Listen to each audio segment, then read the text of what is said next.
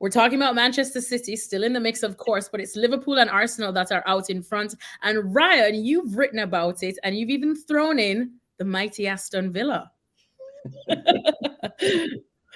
Yeah, I mean, at this point, they beat Arsenal and Manchester City back-to-back games. So I feel like if you're capable of doing that, you have to be considered in the title race, and they have so many points. But yeah, I think, we've seen a bunch of title races over the past couple of years, mainly with Liverpool and City, and then last year with Arsenal and City. This time, it feels like the first time where there's actually three genuine title contenders and potentially four with Aston Villa. So I think having more than two teams, it creates a little bit more of an interesting dynamic. While when it was Liverpool and City, it was like any time you drop points, it was pretty much the end of the world, and every game felt incredibly stressful. And I think maybe with three teams, there might be a little bit more of a margin for error for everyone involved. So yeah, I broke that down for the site earlier today. Stevie, what'd you make of your Reds then? Are they peaking at the right time? Well, personally, I don't think they've peaked.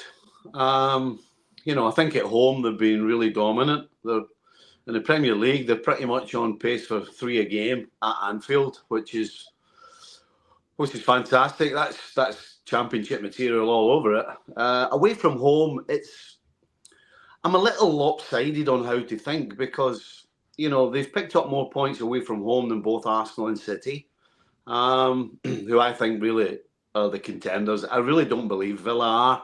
It'd be a nice thought, a nice fairy tale, but it's not going to happen. But yeah, Liverpool have picked up more points away from home than Arsenal and City, which on the face of it, you think, well, that's great. That's good form. The other side of the coin is they've dropped 10 points away from home in 10 games. But they've also picked up 2 points a game on average. So there are so many different ways to look at this from a Liverpool point of view. But right now, being top of the league, if you're Klopp, then you've got to look at why you've dropped 10 points. Because the other results are expected. You're Liverpool, regardless of where you're going, you expect to play well and win the game. So if I'm Klopp, I'm figuring out why we've dropped 10 points as opposed to being all smiley faced because you've picked up 20 out of 30.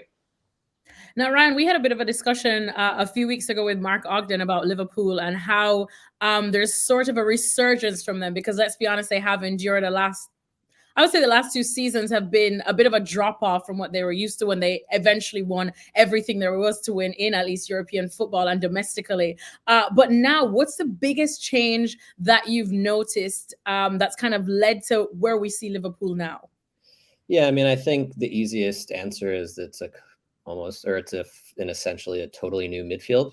And it's a very different midfield. When they last won the title, it was a workmanlike, very conservative. Neither midfielder really got into the box much. Neither the eights, Wijnaldum or Henderson, got in the box much. Fabinho is your sort of classical defensive midfielder. Now, Szoboszlai, at Leipzig, he was much more of an attacker than a midfielder, I think, and he's essentially playing the same role as Henderson.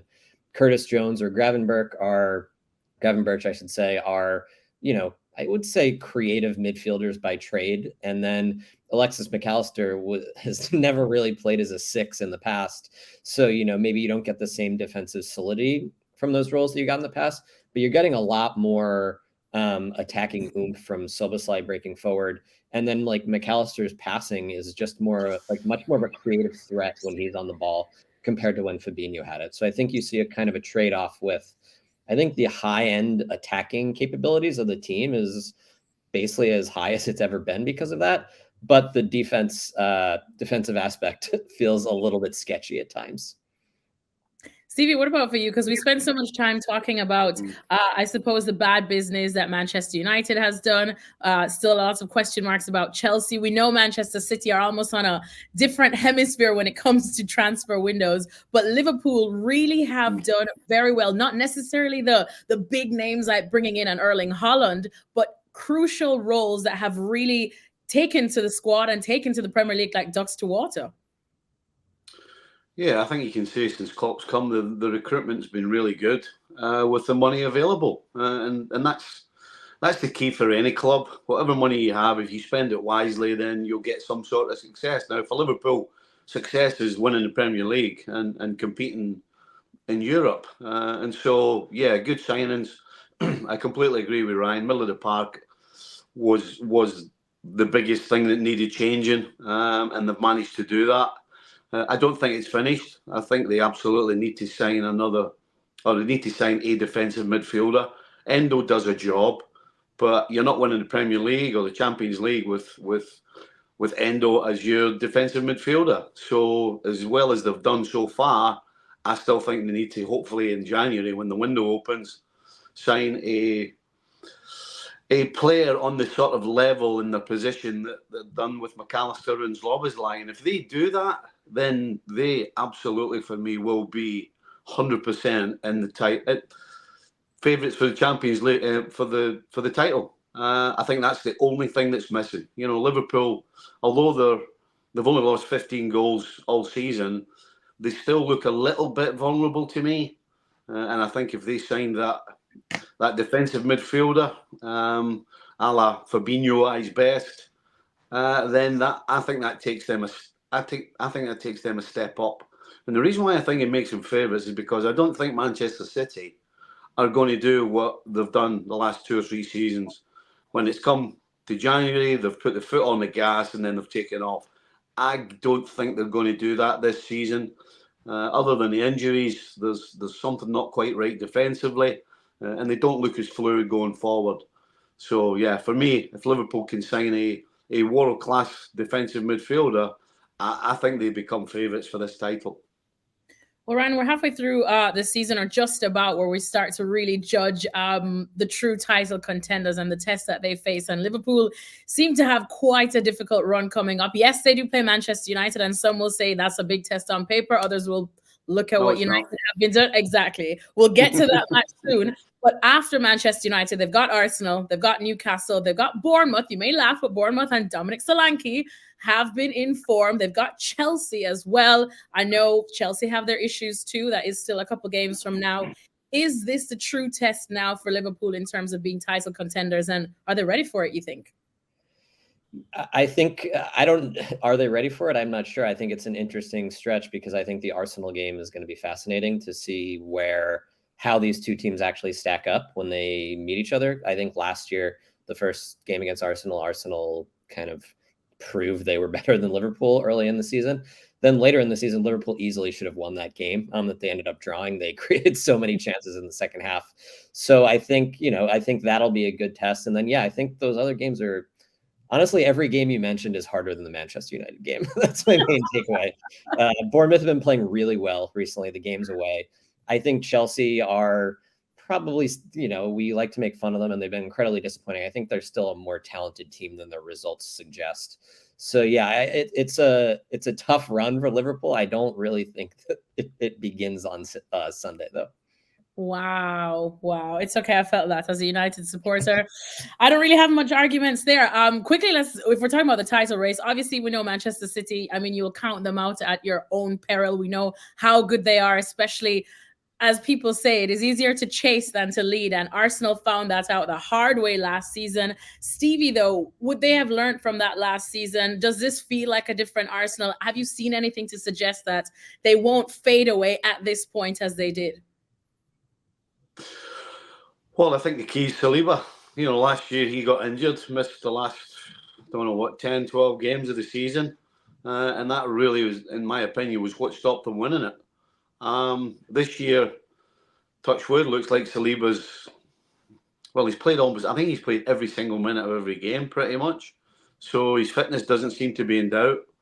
However, going forward, they haven't been quite as fluid and as threatening as far as putting the ball in the back of the net, that's for sure. Martinelli hasn't scored as many goals. I don't think Saka has either. Odegaard's recently scored a couple, but, those three were their main strikers last year and they were all flying, which they haven't been. But at the same time, they're in the race. So if they can catch fire, then there's no question that they could go on and win the league. So, for me, the key is Saliba. If Saliba gets injured again, then I don't think they would manage to hold on. If he stays fit, then they'll be in it right to the very end. All right. I mean, Saliba for sure, a definite key for Arsenal. He's definitely one of the best players in the Premier League overall. But another thing that we talk about when we talk about Arsenal and probably try to explain why they faded away in that chase with Manchester City last season is that mentally they started to look exhausted. They started to look shell-shocked the closer that City got there. And this is something City is used to, chasing the Premier League title and winning it. Arsenal, this was new. This was new for Mikel Arteta as well. Now, though, does this feel like a more mature Arsenal that's up for this mental challenge? Mentally, I'm still not sure. I think they have the added issue of now they're going to have the Champions League to deal with, which is kind of a higher level of stress.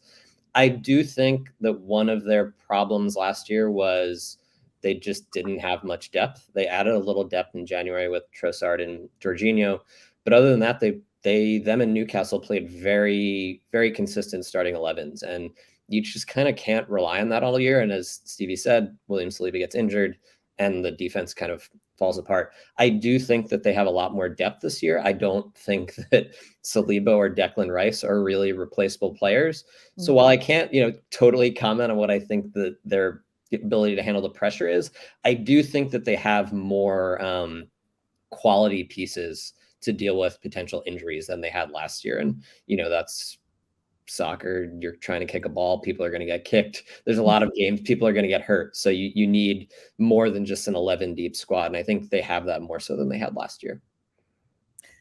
Well, see, finally, I suppose the other team in this, I know you said you don't really believe too much in Aston Villa in terms of going for the title, and they'll probably be okay with that. They have been impressive. But Manchester City, 2 points now as it stands behind Aston Villa, fourth in the table. You did just say that we are seeing more cracks than usual in this Manchester City, I suppose, system too with Pep. But again, we will count them out at our own peril, right? Yeah. No, absolutely. Yeah. I mean, listen, I'm basing my feeling on just what they've done pretty much 3 seasons in the trot. Started slowly and built up and then put the foot on the gas at the end of the year. You can't keep relying on that because it just doesn't always happen. If you add to the fact the injuries that they've had, particularly to De Bruyne, Haaland's picked up an injury. The players that they've lost, Gundogan, Mahrez, they haven't replaced them. So, yeah, everything doesn't seem rosy in their garden. Although, yes, they're sitting in a good position, in a position that most people would probably say they're ready to strike. I just don't think the strike's there this year. And so that's why I'm not counting them out. I'm certainly not counting them out. I just don't believe that they're going to put that run together that they have done over the last 2 or 3 seasons.